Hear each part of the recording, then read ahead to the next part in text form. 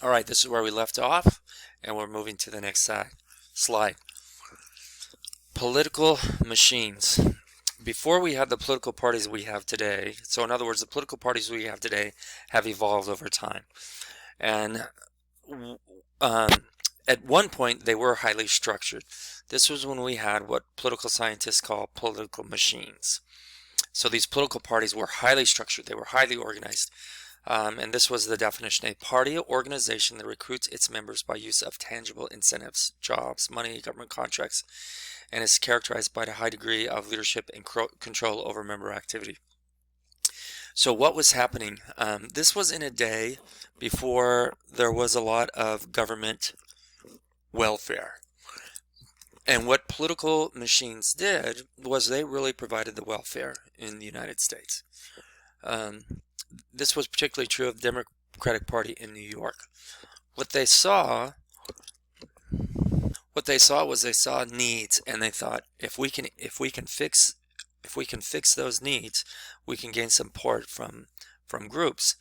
And so the Democrats took a look at, for instance, say the Irish. The expression "last hired, first fired" originally began with the Irish in America. And the Irish, they had a funny accent.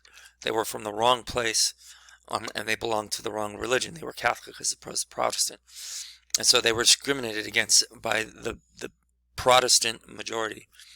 And so the Democrats said, if we can support these people, they'll support us. And so they would check with Mrs. O'Leary, and I use Mrs. O'Leary name on intentionally, being that it's Irish. They would check with her to make sure she had a turkey for Thanksgiving. If she didn't, they would get her one. That would win them Miss O'Leary's support now and forever, and likely her kids now and forever. How did they do this? Well, the chief of police, his real job wasn't to be the chief of police. His real job was to make sure the party, the political candidate he supported, won the next election. Because if that political candidate didn't win the next election, when the new candidate won, the chief of police would be out of a job, because that political candidate would put his supporters in those positions. This was at a time when government jobs and contracts and services were dictated by the party in power. We didn't have the civil service. Whenever a new politician was elected, whenever a new mayor was elected, he would put in all his people into those positions. Firefighters, policemen. At the national level, the same thing. Mail, the contracts they'd give to whoever. Governors, same thing at the state level. So for political machines, they valued winning above all else, because if they didn't win, then they had nothing.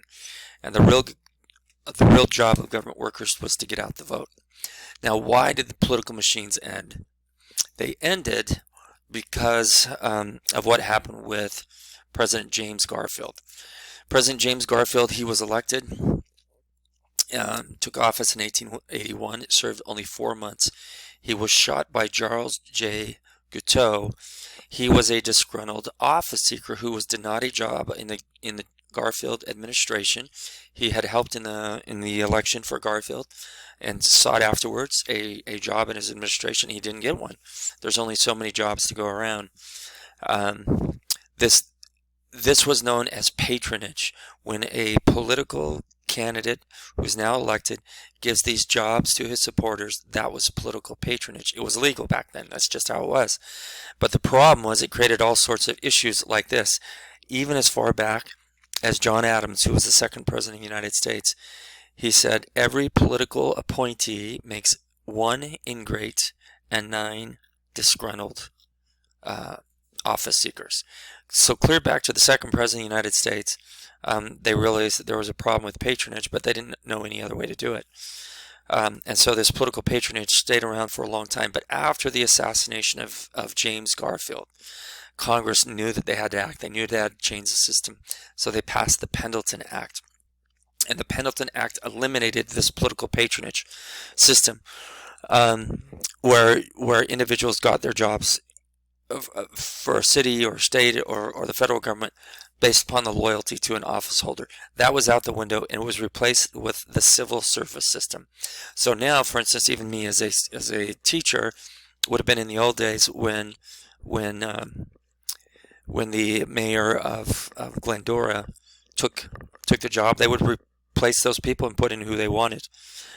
So I am part of the civil service system. Police officers, firefighters, mail carriers, trash truck drivers are awarded based on contract, and all these things that are done for the city are based on government contract now, because the Pendleton Acts changed the patronage system into a civil service system. One of the unintended consequences of the Pendleton Act was that it weakened political parties. This is why we went from a highly structured party in the political machine to the weak structure we have today. Is because political patronage influenced the party leaders. The elected officials were able to hold people accountable, and if they didn't get what they wanted, then they'd fire them. But we don't have that anymore, and consequently we have a weak political party structure and system. Okay, and we have done that one. We don't need to do it. So I forgot that was on there. Hope this is helpful for political parties, and that is it.